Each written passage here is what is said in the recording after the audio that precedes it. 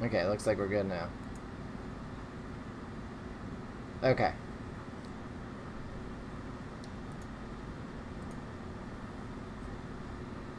Alrighty guys, and welcome back to another Water Change Wednesday. First time actually in 2 weeks, because we did one 2 weeks ago, and now we are every other week. So in case you're wondering, hey, did I miss a stream? No, you didn't miss a stream. You just, we're just not doing them every week anymore, at least for right now. This could change, all depends, but yeah. So, we're live streaming on Instagram. I'm just making sure because of course, we're having technical difficulties. This wouldn't be a typical live stream if we weren't having technical difficulties. So there was one stream that I scheduled earlier in the day from my phone because I wanted to test it out. But turns out you can only stream on your phone, or you can only schedule the stream on your phone, and then you can only stream from your phone to that scheduled stream. So now I just want to make sure that nobody's over there, and if they are, I'm going to go leave a comment telling them to come watch this video instead. So how's everybody doing? It's been 2 weeks. It's been a while. How's everybody? Let's go to live chat.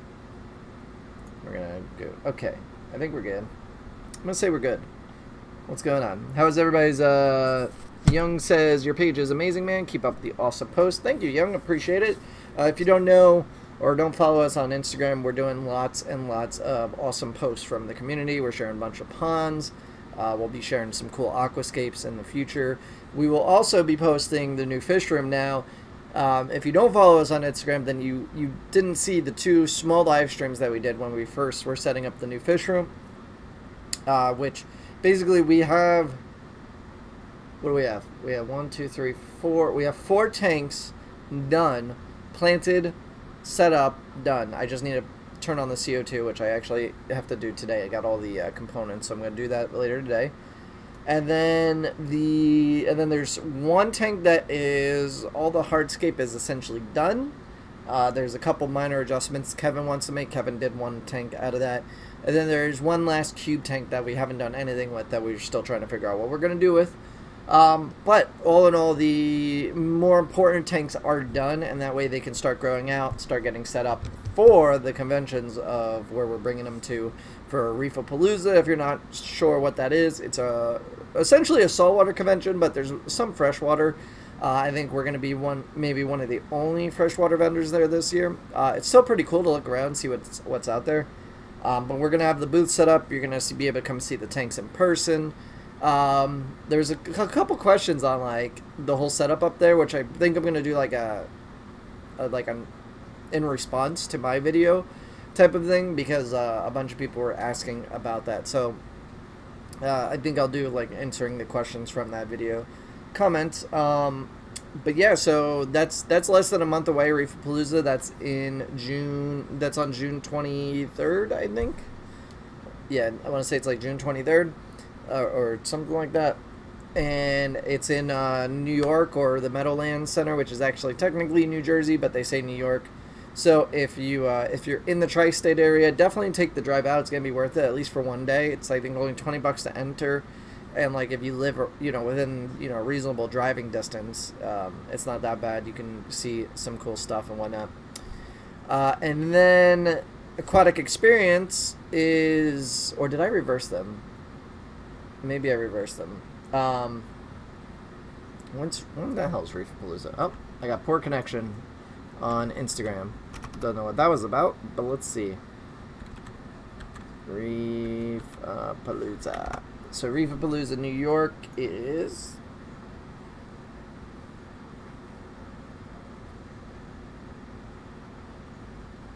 hold on. It's not loading. Load. Oh yeah, the 23rd and 24th of June. So yeah, so less than a month away.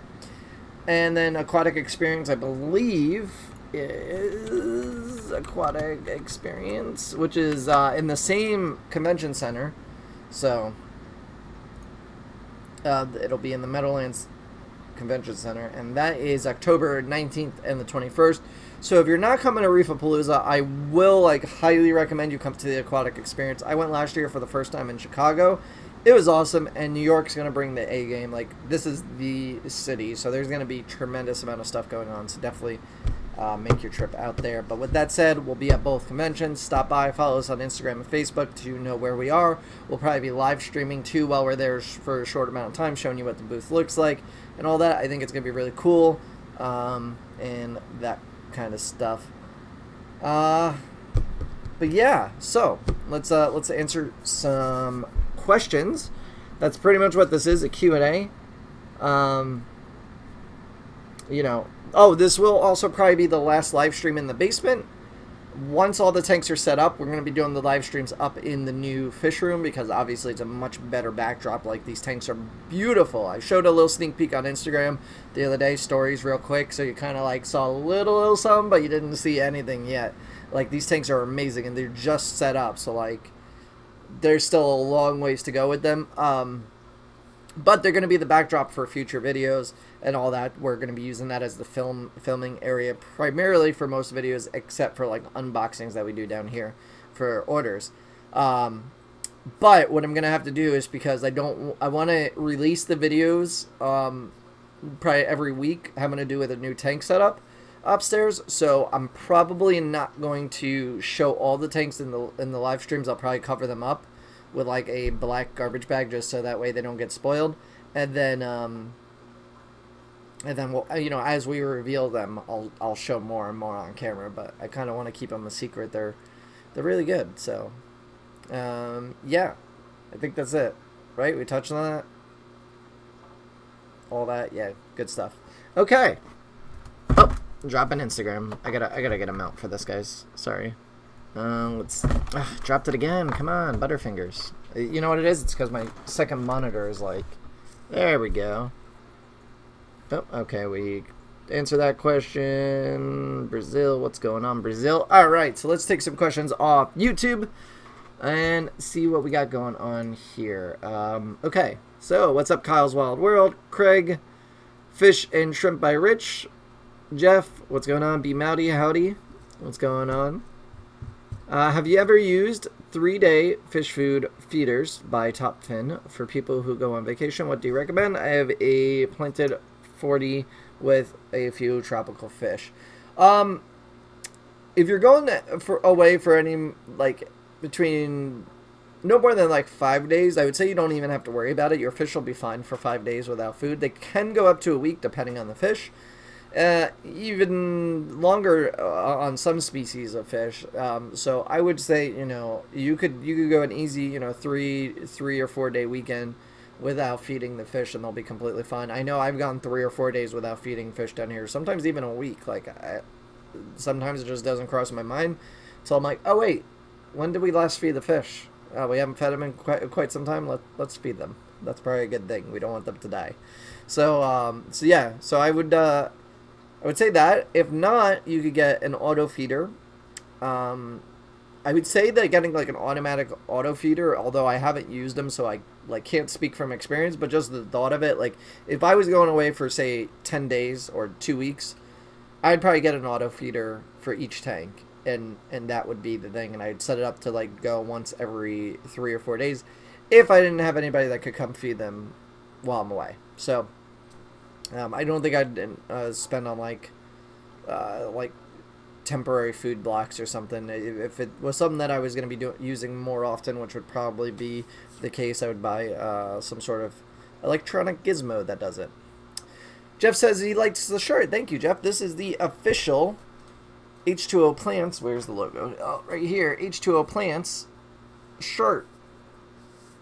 So we originally had a shirt made like, I don't know, last year that said "Got Plants" on it, and I did a very limited run. I didn't really like it because I designed it myself. Like I did the artwork, and I didn't like it. So I hired somebody to come up with this design, and it's a very beautiful design. It's a scape, if you can make it out. S is a plant. Let's see. S is a plant.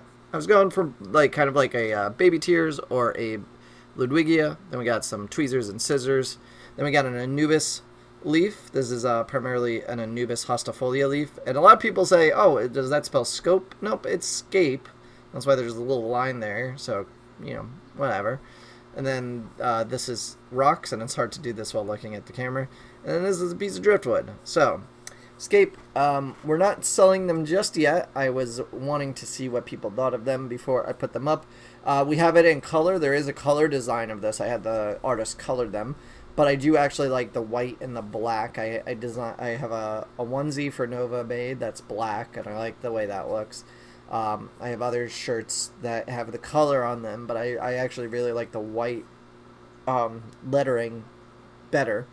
And I'm just trying to figure out which colors work the best, because some colors, the logo on the side doesn't come up really good. So I think I may do, I have this in a white and a black, just plain white or plain black.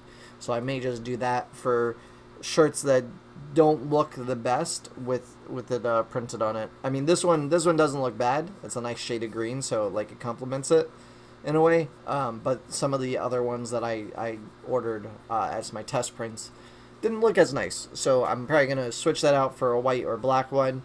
We'll primarily have these, and then I'll have the colored version of this along with the colored version of this on very limited probably like colors. So like a gray or pink, like a very light pink, and maybe even a yellow. It doesn't look too bad on yellow, so we may do that. But if you are interested in the shirt, just stay tuned on Instagram and Facebook, because that's where I'll announce that the shirts are available usually. We just hit 10K, so I think I could do it on the community tab too here. So just, you know, pay attention and look around. If they're going to be available, they'll be available in the next couple weeks, and I'll announce in, you know, whatever that video is that will follow that time. So if something that you want, yeah. How to propagate AR Mini. Well, AR Mini is a stem plant, and just like any other stem plant, essentially, you just trim it above a leaf node, and that's where 2 leaves come out of the plant, and replant the top of the stem, and that's how you propagate it. And then eventually it'll grow 2 new stems from there, or even possibly offshoots from the sides, and then those will be more plants, and you can trim and replant those, and so on and so forth. Can plants succeed in fine gravel with root tabs? They absolutely can. They can survive in plain sand with you know, with root tabs, as long as they have something that is not a compacting substrate. And what that means is you don't want something that is so fine or so uniform that it can just layer on top of each other and create a dense like brick, basically. And lots of the aquarium sands that are available on the market will do that, for the kind of. So you really want to try and look for a coarser grain sand. Pool filter sand is a really good sand. Gravel is usually pretty good because it's not uniform, and yeah, you'd probably be all right with that.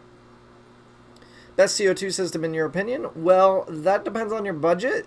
And a lot of people ask, well, what about the DIY system? I try and tell people to steer clear of the DIY system. Well, yeah, it is cheap. It's just not as effective as a real tanking system. And like, I'm gonna do a video about this, but I just bought another 20-pound canister the other day for the upstairs fish room, because my initial plan was to run the chambers that I have here. So I have a setup for my CO2 down here that runs all the tanks that need CO2 off one CO2 tank, which is a 20-pounder, and it goes into a manifold, and that manifold routes it to everything. So I only have to have one tank, one regulator, and I would be able to run the whole other fish room off of it that's upstairs. But the problem is getting through the walls for the tubing, and I didn't want to have to go drill stuff. I just had them do work in my crawl space, so like everything's sealed up nicely and stuff. I didn't want to get down there and start messing stuff up, so I said screw it, I'm just gonna buy another canister. And so I found a 20-pound CO2 canister, which was overkill. I really wanted a 10-pound, but the place that I fill up only has 5 and 20-pounders, and a 5-pound I feel like would run out maybe a little too quickly. Like it'll last probably 3 or 4 months, but I don't want to have to be changing it out every 3 or 4 months. The 20-pounder would last me probably a year upstairs, so I won't have to worry about it for a year. And that's why I like the actual CO2 systems, because they're way better. They don't, you know, they last a really long time. So I went and bought the CO2 tank for 75 bucks off a guy on Facebook. I had to drive roughly about 45 minutes to an hour away from where I live, and I actually had to go down that way anyway to pick up something from my friend Clark, who built the stands that are upstairs and all these wooden things that you see around me, this desk and that. So yeah, so I got the canister for 75 bucks. I bought a cheap regulator off Amazon for 60 bucks. I'm going to test it out. I don't want to like say, yeah, get this one without me testing it, because the other one that I have is a DIY regulator that I bought off somebody that built it. It's pretty kick-ass, so it works great. But I was like, screw it, $60 off Amazon sounded like an alright deal to me. So I'm gonna test that out, see how it goes. It's not a no-name, it's like a no-name brand kind of thing. What else? Oh, and then I gotta run everything later on today. But to answer your question, what's the best CO2 system in my opinion? Definitely a canister, real canister of some sort. Now you can get a paintball system if you have a small tank. You get a 10-pound, a 20-pound canister if you have a large tank. Honestly, if you only have like 1 or 2 tanks that you're looking around CO2 off of, you could probably get away with a 5-pounder, and that'll last you 6 months to a year, depending on the demand that you have. So I would think that you would probably be fine with getting like a 5-pound canister, get a $60 regulator, so you probably spend, I think new from my CO2 place was $100 for the 5-pound canister. So you could probably find it used for like $50. So spend $50 on that. You buy the regulator for $50 or $60. That's $110. Miscellaneous fittings and whatnot. That's going to cost you maybe another $30. So you're probably in at about $140. And then just the refilling of the CO2, which should be anywhere between, actually it's probably going to be less than a 5-pounder. I paid $20 to refill a 20-pounder, so it's basically $1 a pound. So you probably pay $5, $5 to $10 to refill a 5-pounder. So your all in upfront cost maybe $150, but then every 6 months to a year it's only $10. So like you really can't go wrong, and it's going to be consistent. It'll be way better. Assuming that your solenoid doesn't go, you don't get a cheap one, and yeah, so I would look into that 5-pound or a paintball CO2 canister, and then get the associated regulator and fittings to match. That would be my best bet for you. Can you dose EI less than 6 days a week? How do you know how much you need to dose on your tank? Getting algae from excess nutrients. Well, Brian, are you sure that it's excess nutrients that's giving you algae? Because typically, like 9 times out of 10, it's not your nutrient level. Like your nutrient level can cause algae, but usually it's lighting. Like so much time, well, actually no, I take that back. It's either lighting or flow, one of the two. Like so many algae are caused just from excess lighting, like green water, green slime algae, like stuff that just grows on everything. Like it's that green, everybody has it. I have it in all my tanks, the brown stuff too. That's just from excess light. And they're really the only way to combat that is to either raise your light up higher off your tank, decrease the amount of time that it's on, dim it if it has a dimming capability. And yeah. The other one is flow, so a lot of string and hair algae like a lot of flow or like a little flow, so it depends on which one you have, and that would cause it. Also CO2 influctuations, if you have CO2, can cause stuff like blackbeard algae, so it really depends on what your algae problem is, but if it is, say, something that is caused by excess nutrients, which odds are it's probably not, I would just cut back on your EI dosing. You probably don't have the plant mass to equal the dosing that you're doing, so you probably want to wait for your plants to fill in more and slowly increase your dose. So I'd probably cut it in half and work your way up. Also, somebody on Instagram says, one answer for dosing help, Rotala Butterfly website. Yeah, Rotala Butterfly is a website that has all the EI calculations on it. Although that's more of a guideline. It's not a definite thing. Like everybody's tank is different. Your water conditions is different. Your substrate is different. So it's a guideline. Use it and then adjust accordingly. Like it's not 100%. Everybody's tank is different. Like even the tanks that I have down here, they all have different substrates. Some of them. So each one is different in its chemical composition. So the tip: 1 centimeter of one leaf in my Java Fern is translucent. Do you know what would cause this? They also have large brown blotches. Bought them like this. What should I do to prevent the tip from worsening? So when you say translucent, now there's a couple things with Java Ferns. Like they're a little weird to predict because I have Java Fern that the leaves are 2 tones. So like, let me get out the whiteboard. And of course my green marker is missing. Oh no, wait, here it is. Okay. So is this the same color green? So that's that green. Let's see if this is the same color. Okay, no, these are two different greens, so this can work. Okay, so I'm going to show you guys what happens with my Java Fern, right? Because we're going to go, we're going to draw, I'm going to click this.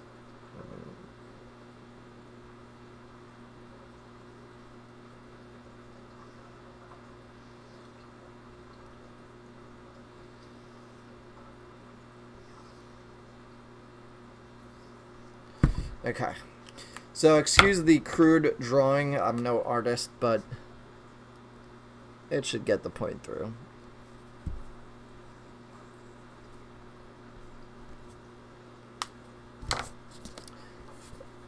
Alright, that's not going to show up on camera. Does it show up? Not really. They're two different colors. I'm going to just preface this, but I'll explain it here. So, okay. So the tips that are purple, right? So what happens with Java Fern, I've noticed in my 55 anyway. It's the Thor's Hammer Java Fern. It's a rare variety of Java Fern that I have. But part of the leaf will be a one color green. And then the very tip part, or like, it may not necessarily be the tip, it could be like further down.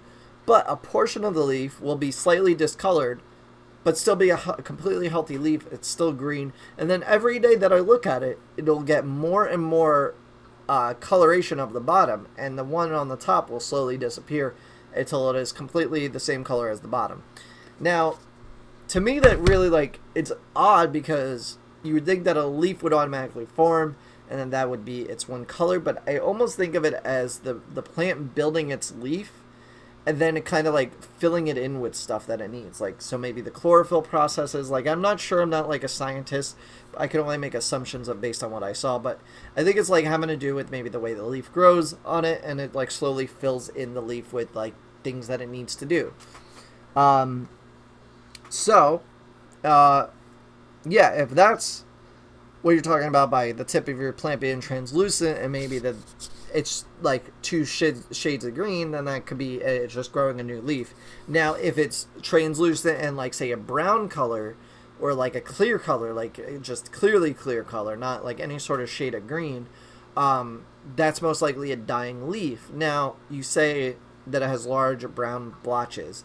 Either those could be roots forming, or it could be the leaf dying. But I wouldn't take it off. I would leave it be, because I've seen babies sprout from those dying leaves. So it's best, I really, like with my Java Fern, I don't do anything to it. Like, I just leave it be. Let it do its thing. It's going to be fine. For the most part, those plants are kind of self-efficient. Like, they're going to regrow new leaves when they need to. They're going to send out babies when they feel that they need to. Their leaves are going to die back when they need to. Like, it's very rare that you have to do anything to Java Ferns. They're best left. Just leave them alone and let them do their own thing. And they'll probably be healthier in the long run, because the less you mess with them, the better. And that goes for a lot of plants. Like, other than like stem plants that constantly need to be trimmed because they outgrow, you know, the length of your tank maybe. Swords, crypts, anubis, bulbitis, bucephalandrid, Java Ferns, stuff like that, just leave them be. Let them do their thing. Don't bother them unless they're like getting too out of control, then maybe trim them back. But like, other than that, they don't need maintenance. They really don't. Unless you're like treating algae that's growing on them or something. What if you put the color logo on a white oval? That might make it look better. Suggestion for the shirt. I appreciate that, Paymum. I was thinking about that, but I don't know. It kind of looks cheesy that way. I don't know. Maybe I could do it like Supreme style and do like a red bar and put it. So yeah.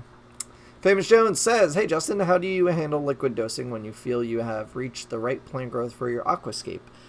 Pretty much just continue on whatever you're doing. If you're dosing nutrients and your plants are responding well, and you're not getting like insane stuff happening to your tank and you like what you see, just keep up with it.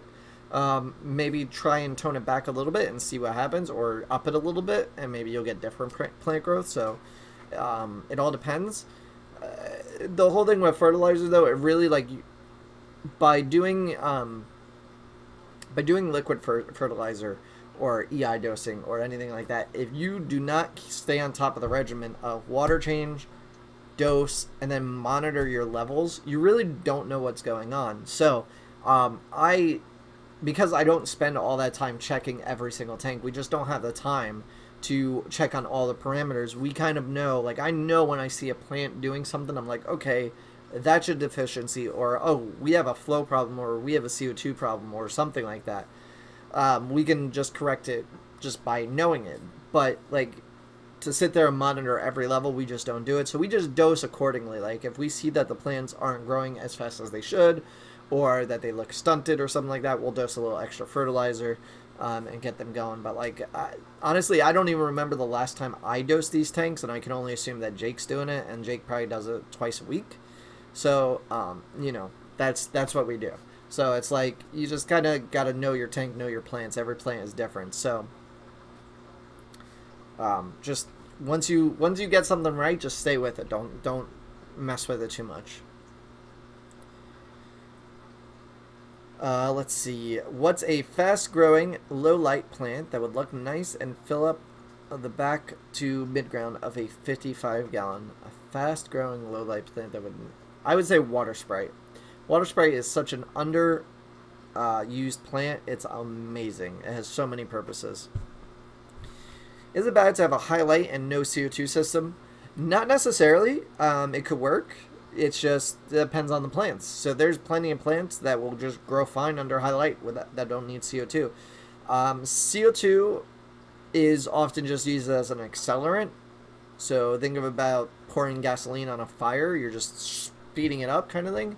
But there are some plants that just won't grow without CO2. Like, they need that heavy concentration of it in there. But those plants are much rarer. Usually, like, I mean, dwarf baby tears is one of them. Like, that one really, like, either you need to have a tremendous amount of light or you need to have a tremendous amount of CO2 with a good light. So outside that, you should be fine. Do I need aquarium soil if I make a Anubis and Java Fern only planted tank? David, I'm going to tell you a secret. No. But that's funny that you said that. That's actually a theme that we have in the new fish room. I did a tank similar to what you're talking about, where it's an Anubis and Java Fern only tank, although I kind of did a little bit different, but similar. And no, you don't need that. You really don't even need aquarium soil in any tank. You just need good nutrients. So if you just have, say, pool filter sand, and then you supplement with root tabs, you could still get decent plant growth, but you will have better plant growth with an aquarium substrate, such as like ADA Aqua Soil, Tropica. I'm testing out Contra Soil right now, which I could be selling in the future if I like it. That's what we're using for all the tanks upstairs. So yeah, but that's, you know, even if you're not growing Anubis and Java Fern only, you could use anything else that you have. So if I want to change the substrate in an already established tank, should I just remove all the fishes and shrimps and introduce them one at a time once everything has been changed? So this is an excellent question. I got somebody that that messaged me the other day on Facebook, and a sweet lady or woman, I don't know. I think she was a woman. I'm pretty sure it was a woman. And she was having issues. And she was real sweet about it. She's like, hey, don't mean to bother you, but if you have a moment, can you help me out? And she explained that she had a tank for 10 years, that she decided to make it planted, and she ripped out all her gravel and put down, I think she put down sand, or maybe vice versa. Maybe she ripped out all the sand and put down gravel. One of the two, right? And that she added in plants, and all of a sudden her water is super, super cloudy. And everywhere that she reads, it's contradictory information, and that she doesn't know what she's doing wrong. She's tried everything. So, a couple of things that she was doing wrong. She was cleaning her filter every week, which is overkill. I haven't cleaned any filters in over a year. Like, you just don't need to clean them. If you're one of those people that want to clean them, by all means. But I have 5 filters on... No, I have 6 filters, right? Yeah, I have 6 filters running on the 5 40-gallon breeders and my 55 that I haven't cleaned in over a year, pretty much. I think we cleaned out one, but that was just because we thought it was a problem with the sponges. But we, like, the ones that are over here running some of the tanks, I haven't cleaned in over a year. They're fine. So she was doing that. The other thing is she was only doing a 5% water change. When you have cloudy water, you actually want to be doing more water change. You want to get water in and out to clear that up. But what she did is she removed her substrate and put a new substrate. And now, what happens when you remove that? Well, bacteria that is growing in your filter to help process fish waste is also living in your substrate. So when you all of a sudden remove your substrate, think about it that you're taking your filter off your aquarium. You just took your filter off your aquarium, and now you're starting from scratch, you know. And that was what she wasn't getting at first. Like, once I explained it to her, she was like, "Oh, that makes perfect sense." But you essentially restarted that bacteria cycle that you need to have a successful aquarium with, and that produces fish waste and all that. So, to answer your question, if you want to change out substrate in an existing tank, know that it's going to recycle, because odds are you have all your, like, even if you have a huge canister filter, you still have bacteria growing in your substrate. It's going to restart that cycle. What I would do, if possible, I would try and take some of the substrate out, maybe once every couple of days for like 2 weeks, and then replace it slowly over time in the same manner. And how I would do that is I would use little rubber tubs like this. These little plastic tubs that you can get at like Home Depot. I would put the new substrate in here, right? Put it in your tank. You don't have to get such big ones. You could use smaller ones or little, you know, Chinese takeout or something like that, depending on the substrate you're using. I'd fill those up with the new substrate. I would take out, say, a third of the existing substrate, remove that, put a couple of these or whatever you can fit in your tank with the new substrate, and allow that to start cycling, right? That'll start cycling. Then the next week or the next couple of days, you can remove another third of the substrate and put in some more inside these bins. And you're putting them in the bins so they don't mix, right? But they're allowing it to establish their colonies of bacteria while you're doing this, while also keeping part of your existing substrate still in there. And then on your final week, or, you know, if you want to wait another 2 or 3 weeks, you remove the last bit and you replace it with another bucket, or just now fill it up, because now you don't have any of your old substrate in there, and then you'll be good to go. Now, that's not the easiest process, but that's going to be probably the best outcome, because if you do get any sort of like recycle of your aquarium, or having to start the cycle over, it'll probably be less of an effect, because you'll have more substrate in there when you take out some of it.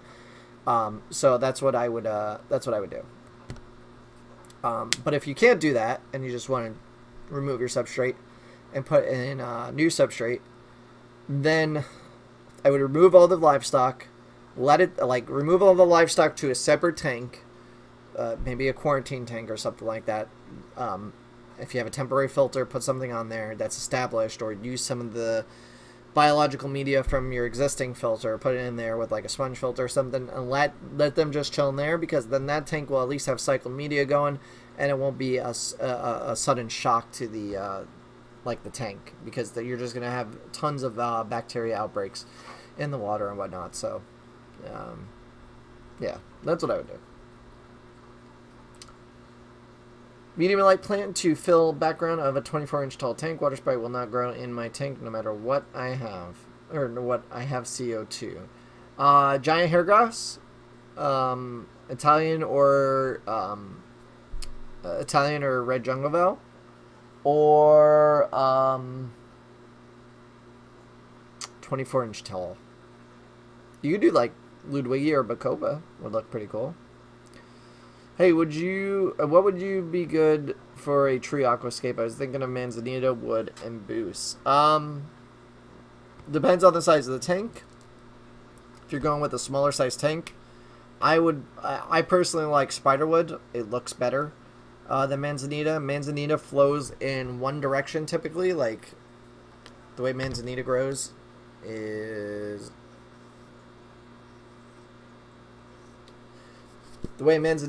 like this. You got one stem and then all the other branches pointing in one direction. One direction, get it? Spiderwood, it's not really like that. Spiderwood, it has a lot of twists and turns. Looks more natural. Looks like a tree would grow, kind of. So when you have a piece of spiderwood,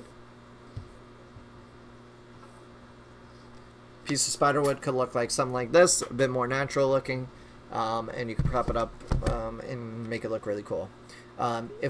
If you want to go for just a simple, stick in the ground with the branches sticking straight up, you can do that too with manzanita. That's completely fine. I like it when the canopy is more spread out than just straight up, because then it looks a little weird. So that's why I prefer spiderwood when it comes to that. Typically bonsai aquascapes or bonsai tree aquascapes are a couple different pieces of wood glued together, and by different pieces of wood, like different types of wood. Typically they'll use say like a Pacific or a Congo wood to glue a spiderwood root system to the top of it to create the tree, and then they'll usually hand add different parts to really give you that branching out effect. So and then as your canopy, I really like either the moss or Nubis Nana Petite. Bucephalandra you could do, but it's going to get expensive and it grows super slow. So if you don't mind waiting, or you have a ton of money to put towards it, sure, Boost would be a beautiful tree. But even as like a vendor myself, having access to wholesale prices on Boost, I probably still wouldn't do it just because it's so damn expensive. Like at wholesale, it probably cost me $100 worth of Boost just to do a nice canopy top. But if you're doing a small one, maybe you could get away with it. So, hey Justin, thanks for joining my mini Facebook page, or mini pond Facebook page on. Oh, okay. You're welcome, Joe. I don't remember what it is, but yeah. I joined so many things, like it all blends together. How did you get into the hobby? Goldfish. Goldfish got me into this hobby. It's simple as that. Carnival goldfish for the win.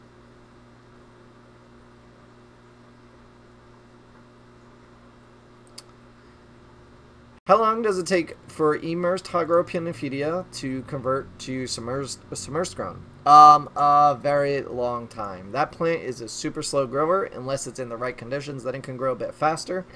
In my experience, it grows super slow. So any plant that grows super slow is going to be super slow to convert and whatnot. Typically what happens with Hygropeoniophidia, and I don't even really sell it anymore immersed, because what happens is it loses all of its leaves, then you have a bare stem, and then off that bare stem you'll have little tiny buds start to form and grow new plants, but it takes forever. So it's not the most ideal plant. I have a couple stems in my 55 gallon that I like just have as my own personal collection. And like if I ever have a tank that I could set up and just line it with Hygropeoniophidia to grow out as submerged grown, I would, but that would take a very long time. So I would say at least probably a month or two before you see any significant growth. You know things are serious when the whiteboard comes out. Hey everybody, what's up, Miso Shrimp? How's it going? I'm using ADA soil. How long does it take to add shrimps?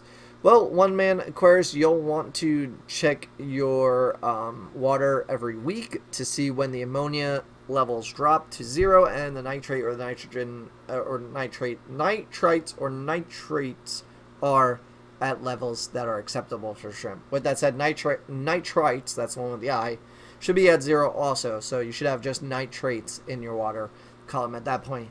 ADA aqua soil, as I see Nico's comments, does leach ammonia, and therefore it will help, speed up that cycle. Like basically it gives ammonia into the tank, so you really don't have to do anything with it. You can just set it up and let it do its thing and run its course for a month. With that said, if you have some cycled bacteria or cycled media that has bacteria already on it from, say, an existing tank, you just add it in there, and the cycle should relatively start within a week or two. But keep in mind, you're going to want to load it up because all of that soil is going to be leaching ammonia, every bit of it. So you'll want to put in tons of biological media to really get it jump started, if you wanted to do it. Or you could wait a month. I waited a month even with cycled bacteria. So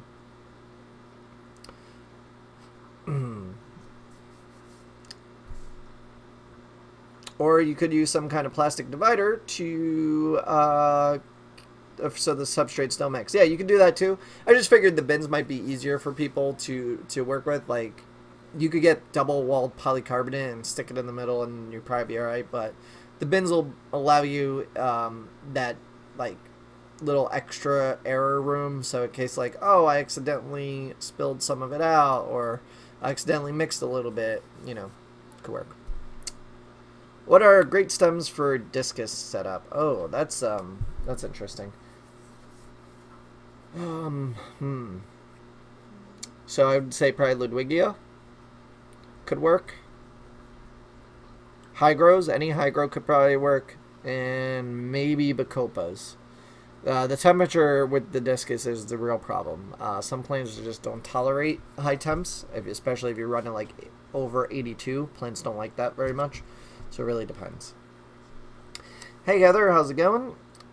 Jenny says, Justin, I got so much respect for you, or towards you. I'm a perfectionist, so it took 4 hours to finish an aquascape. I know I did something wrong. I was so frustrated. It was more than a hassle than fun, or it was more than a hassle than fun. So, well, thank you. And I'm a perfectionist too, but when it comes to an aquascape,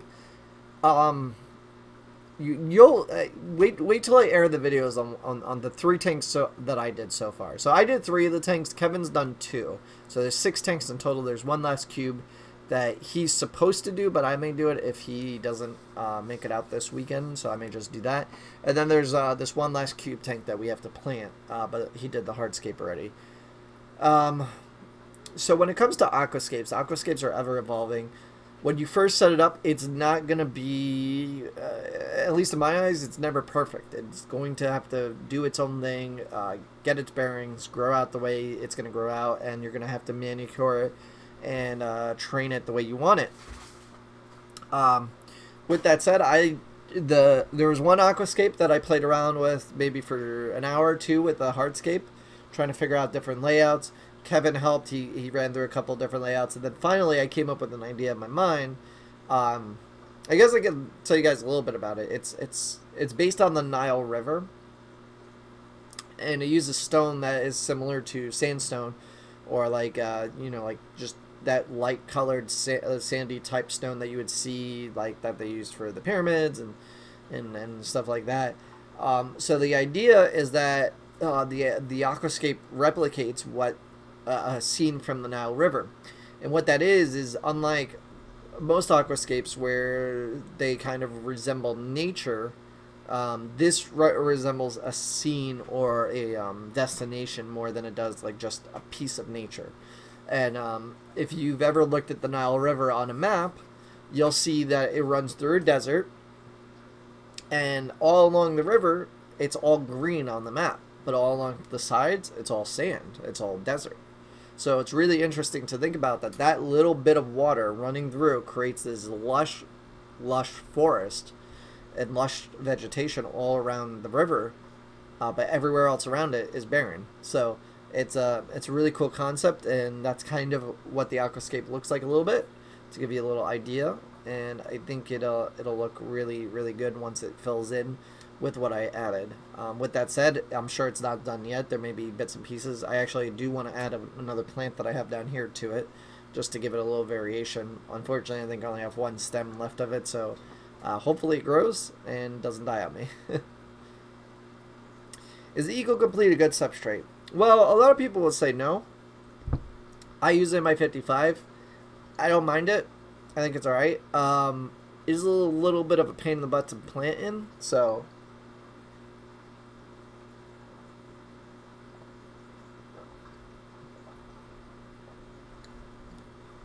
oh no, not that bad.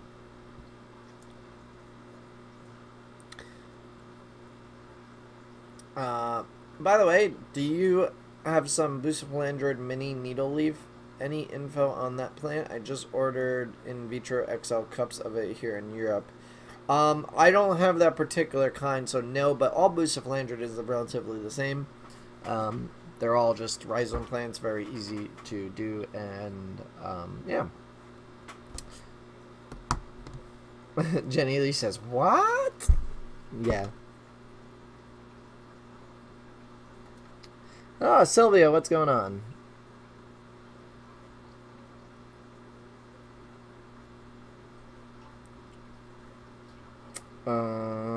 Clark is in the house. Sorry, guys, I'm answering some questions here on Instagram. What's up, Miguel? Spiderwood or spider driftwood shipment soon? I actually have spiderwood. If it says it's out of stock, I definitely have some. So if you need some, let me know. Has anyone had an bacteria bloom after treating with Paragard for ick? I'm not sure.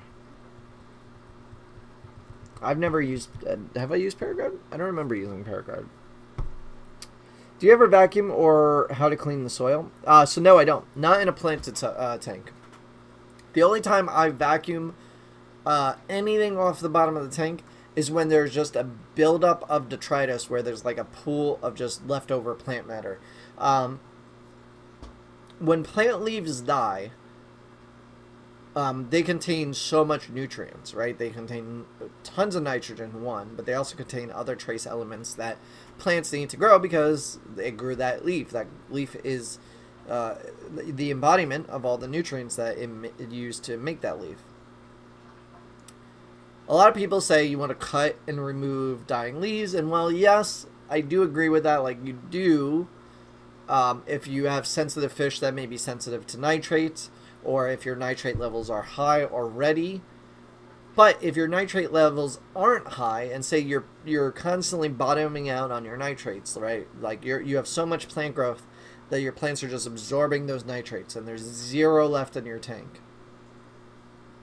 If you let the plants decompose naturally, they release that nitrogen back into the aquarium, so plants can reuse that to grow new leaves. So I typically try not to remove any plant matter that I don't have to or that doesn't make it look a mess.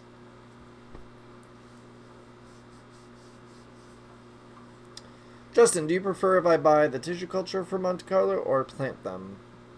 Huh? Do you prefer if I buy the tissue culture for Monte Carlo or plant them? Not sure of the question there. Do you mean like potted or tissue culture? Benny says, plants I received from you are doing great. Thank you so much, Benny. I appreciate it. Lewis says, can you put wood from your backyard into your tank? Depends on the type of wood. Depends on if it's been... what you really want to do is make sure it's wood that's thoroughly dried and, like, you almost want it to have fallen into, like, a lake or a pond and, like, been sitting in the water for quite some time, because then it would have already, like, gotten weathered, kind of speak. So... yeah. You need to know what type of wood it is, one, and two, you need to make sure it's weathered.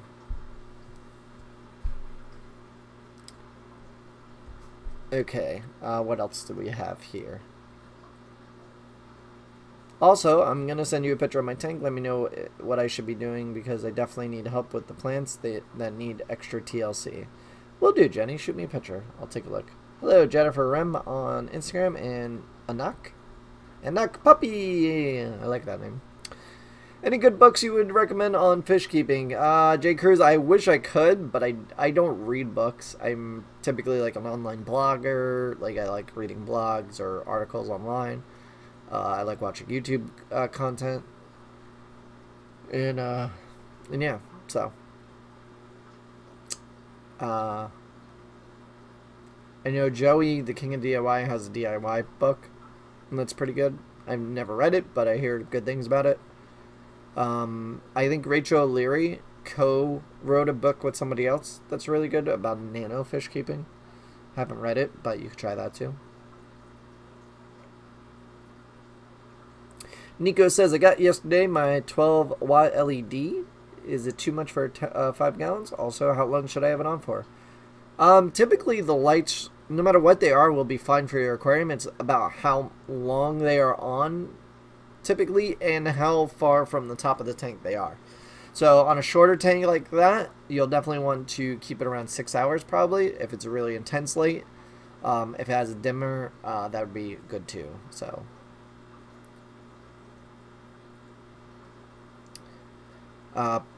planting Monte Carlo seeds. Do not buy seeds. While it might be an enticing thing, saying, "Oh, I get 1,000 seeds for $5, and that's going to grow me 1,000,000 plants." Typically 99.8%, and I'll put that 0.2%, could be actual real aquatic plants, but typically 99.8% of plants sold as seeds that are aquatic plants are not truly aquatic plants. They will sprout in water because most seeds need to be moist or wet to sprout. They'll grow 2 or 3 leaves, they'll look like they're growing, and then they will die. Or they will be an invasive plant like Hygrophila polysperma or other very invasive plants. Keep in mind that most small plants, small-leaved plants, produce very, very tiny, tiny, tiny flowers. So for somebody to sit there and get a pair of tweezers and pick through flowers to harvest seeds from these plants is just a task that is non-existent out there. There may be a very, very, very small amount of people that actually do it in the world, and 9 times out of 10 you're going to get false seeds that are not truly what they're supposed to be. And with that said, I've heard people get Monte Carlo seeds before without any issues. I don't know, I haven't tested them out to see, but I do know, like, the majority of people say do not buy them. They're nothing but a waste of money. Buy full plants. They're going to grow faster, they're going to spread out faster, they're going to be better.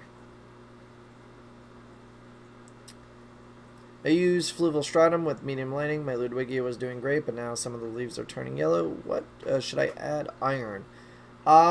It depends on which leaves are turning yellow. Is it leaves at the top of the plant? I always yawn. Is it the leaves at the top of the plant, or is it the leaves at the bottom of the plant? Because if it's the leaves at the bottom of the plant, they may be not getting enough light. You may need to trim your stems. You know, spread them out a little bit, allow them to have some light. That could be a specific thing. So Nikos was the guy asking if the 12-watt LED is too much. He says he has Java Fern, Anubis Nano Petit, Boost Philandrid, S. Repens, Hygropanefudia, and Monte Carlo. You're probably alright. Just, if it's dimmable, I would say dim it down to 50%, and yeah. 40 breeder, any particular light you would recommend for low to medium light plants? I would go with the Fluval 2.0. Really good. And yeah. Jenny says I should write a book. Not much of a writer. And I'm still learning myself. There's still many things that, like, I thought I knew, and then, like, I'll experience it and be like, nope, what I thought I knew was wrong, and what I learned from other people was wrong. Because that's not the case. So I could say maybe like 10 years into it I might write a book. Maybe 5. I don't know. Who knows? But why write a book when I could just build a YouTube library of videos that people can search?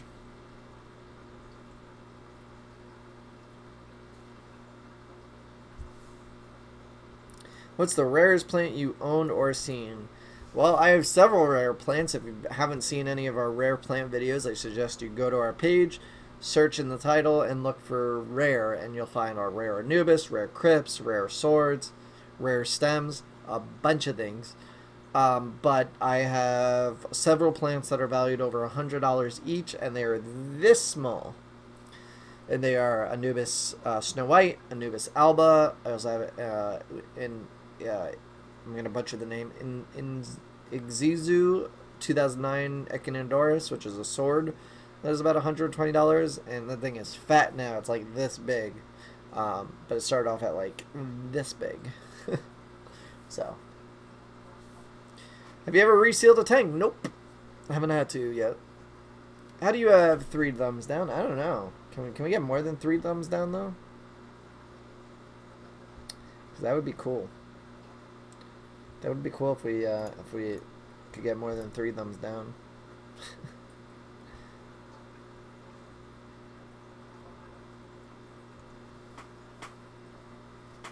And that's it for the live stream on Instagram. Oh my god, well, I bought the tissue cultures from Monte Carlo and I really messed up. I was putting each and every little Monte Carlo into the soil. Well, this is how you learn. That's actually not a bad idea. Although, are you doing a dry start or is the tank already filled? Because if you're doing dry start, you could literally just sprinkle it like salt. You could sprinkle it like Salt Bay, and that would be completely fine. If you're filling the tank, yeah, you'd have to plant each and every one. But I mean, you could just split it into several different pieces. Maybe not necessarily every single stem, but maybe four portions or so, and spread it out a little bit. Books are more waste, anyways. Yeah, I kind of agree. I don't think we need. I don't think I need to write a book. Plenty of people have books out there. I'm just when a topic comes to mind that I think I need to answer, I make the video about it. Speaking of which, I don't know what to make for tomorrow's video. I got 5 minutes to figure that out.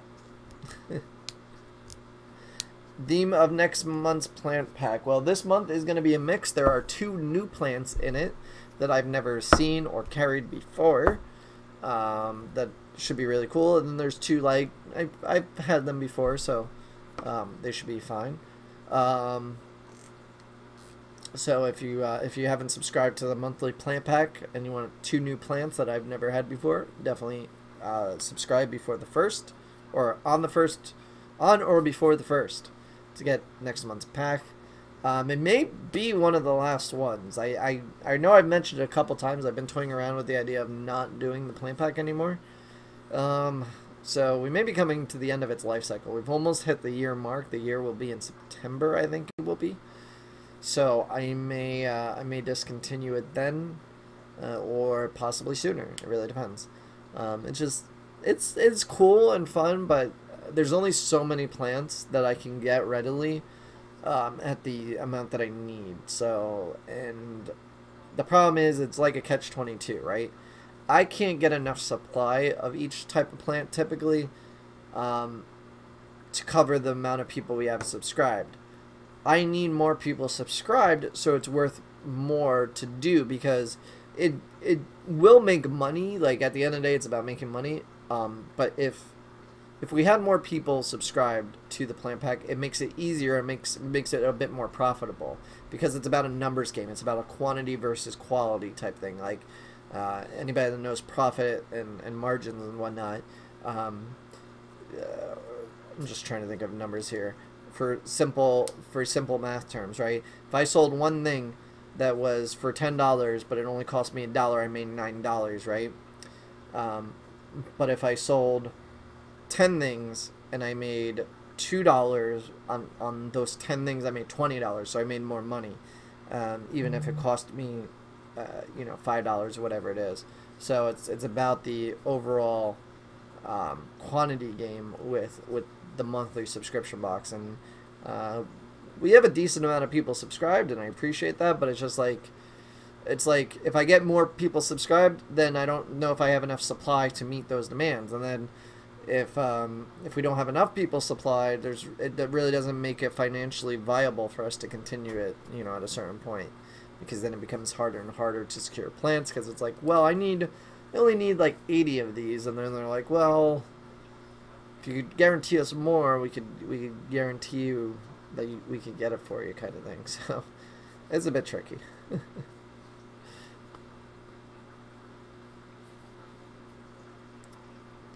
But I mean, I enjoy doing it. I think it's cool because like I get new plants in, and then you guys get new plants, and sometimes they work out for you, sometimes they may not. But it's it's a cool experiment. So Heather says Anubis Snow White is so beautiful. Thank you. MB Dieter thumbs down the video. Thank you, MB Dieter. You're the best.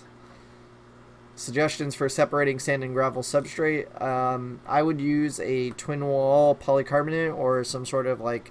Kevin used it for the 60U I have behind me. I forget what it's called. It's like a twin wall. It's a twin wall plastic. That I'm sure you could get at a craft store.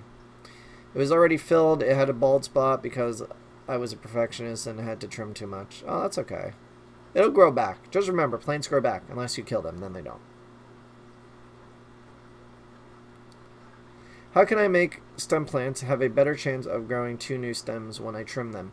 What you want to do is you want to trim right above a leaf node. So if you have the stem, right, and you have a batch of leaves here, and then you have a batch of leaves here, typically there's nodes right here that are new buds. I'll hold this closer. So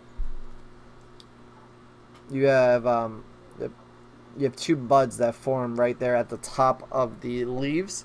When you trim here, right, you're going to trim at the right above those and replant this top portion, and then from here 2 new stems should grow. And then once these have a set of leaves, right, you could trim here again, and then these will send out offshoots, and you have 4. And then sometimes it'll even send out bottom ones from here, because and I'm going to go out and say this is a theory, not so much I have scientific proof, but it is the case in other terrestrial plants. I just don't know if it's the same thing for aquatic plants. I have to assume it's the same thing. So at the very top of the plant, at least when it comes to stem plants, that central bud that produces new leaves and the stem to continue growing upwards, when you cut that off in other terrestrial plants, it inhibits a hormone, or it either inhibits or makes the plant produce another hormone to send out separate budding from where you cut it. So that has to do with roses. I've been looking into like flowers and stuff because I'm going to be landscaping our backyard probably next year. I'm planning for it, hopefully. So I've been like doing a lot of flower research because I really want to have like a paradise back there. That's what one of my goals for our backyard. So I've been like just researching plants, and that's something that I learned recently, that when you trim off the top bud, it actually makes the plant produce a hormone or inhibits a hormone from growing that allows the side shoots to produce the way they do. But it also has to do with the plant. I see Jenny mentioned that's what she always does, and it only grows on one side. There are some plants that only produce a single stem, so it may be one of those plants. There are some that don't split, so yeah. Alright guys, we are at our hour mark. I will answer the last couple questions here in the chat, but let's see. Dope T, digging it. P&L, it has to make sense. It's all about the bottom line. I mean, it is about the bottom line at the end of the day. Like, yeah, we need to make money, but at the same time, like, I want to provide a good service. I feel like the plant pack is a good service. It's difficult. Like, if I had an endless supply to pull from, right? If we were a full-grown out nursery, right, and I had just a greenhouse that I could just pull plants from and be like, okay, well, this month we have 200 valves and I'm just going to use this, then that would be perfect. But because I'm dealing with suppliers, it's difficult to be like, okay, I need 100 of this plant, 100 of this plant, 100 of this plant. Oh, wait, you don't have this plant? What other plant do you have? Oh, you have this plant. Well, I don't really want to do that plant because that plant is either A, so common that everybody has it, B, I've already done it, or C, I just don't like that plant. I don't think it'll do well, and I've been running into these issues all over the place. So I really want to make sure people get their money's worth, and it's difficult in my current situation. Possibly when we get to the level that we're importing from overseas, it could change, because when you're importing, it's much different because they need you to buy like 500 of one plant. So that may be the next process there. I would love to see more videos on carnivorous plants. By the way, can you get sundews? I've been trying to get sundews. I think I can from a place. I just don't have that set up yet. We've been so busy getting ready for these conventions. The whole bottom of this table here, there's another rack here that is meant to be for terrestrial plants, cacti, succulents, and stuff that I'm going to run lights under, and we're going to have trays of plants under there. I just haven't had the money or the funds or the time to really do it, really. So, what are some of the best fish food brands, in my opinion? In your opinion? I don't know. I mean, I use Fluval, I use Omega 1, I use a bunch of different ones. What is the best foreground plant that isn't a slow grower? They're all pretty much going to be slow growers. Monte Carlo is relatively fast, so is dwarf four-leaf clover, but they need time to establish and take hold. Justin, how long does it take for you to care for all the plants that you have? Well, I mean, primarily I have you know, workers here. I have Jake and Amanda that do the majority of the tank maintenance. I do help out sometimes, but they handle most of the tanks here. You know, so luckily I have that. I do, you know, every day I try and do like a walkthrough just to like see if anything's you know, out of control. There may be something that's like, oh no, that's a problem. So, like yesterday, I was walking through and I noticed no CO2 was running, so I had to go tweak the CO2 valve. So, are some plants suited for hard water with high pH? What do you think about using RODI water and C-Chem equilibrium for a plant to tank? Yeah, you can do it. All plants have different requirements. It's really a matter of where they grow. Not all aquarium plants come from one little area in the world. They're spread out. You got some in Asia, Africa, Indonesia, Australia, the Americas. There's plants all over the world, all different conditions. So really figure out what your water is. Look up, like, okay, if you have high pH, look up a high pH aquarium plants. Look up low pH aquarium plants. Look up a high TDS aquarium plants, and so on and so forth. Each plant has its own requirements. Not every plant can be grown in everybody's aquarium. A lot of people don't realize that. You know, even if you had really soft water, there are hard water plants you can't grow in that. So you just have to figure out what it is that you have. You can make a video about cutting plants to get bushier. Like, that is a video that's on my mind. The problem is I need to do it before and after, which I will be getting to now with the new tanks, because obviously trimming and replanting will be a theme of that. So it's Rotella indica. Well, Rotella indica should definitely be bushy. Jenny, you should just be trimming and replanting the tops. Like, that's what all you gotta do. Replant all the tops, and it'll start just growing out. Anubis don't grow up; they grow out. Is that right? They can grow up. They are part of a ephidite. They're an ephidite plant, which is similar to Monstera delicioso. If you know what plant that is, the Swiss cheese plant. They have a central rhizome. They grow up trees. Orchids are ephidite plants. Bromeliads are ephidite plants. They can grow up once they latch onto something. So even though they grow out, you know, horizontally, they can grow vertically as well. They just need something to support them. What if you were to do them all by yourself? $1.99 super chat from Jenny. Thank you so much for the super chat, Jenny. Appreciate it. If I were to do them all myself, this would be a full-time gig. Keep in mind, I still work a full-time job on top of doing this. So, I have yet to quit my other job just yet. Alright. Blackbeard algae, what can I do to stop it? John, you gotta figure out what's causing it in the first place. Too much flow, too little flow, too high organics in your water, which means you haven't been doing your water changes properly. Or you need to clean your filter. Or it could be too much or too little CO2. So it really depends on those. That typically causes blackbeard algae.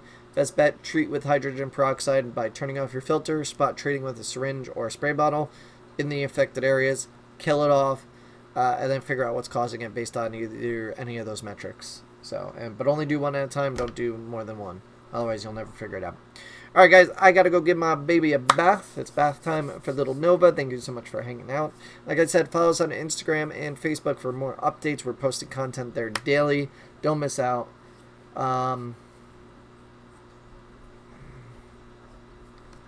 And yeah, I'll see you guys 2 Wednesdays from now.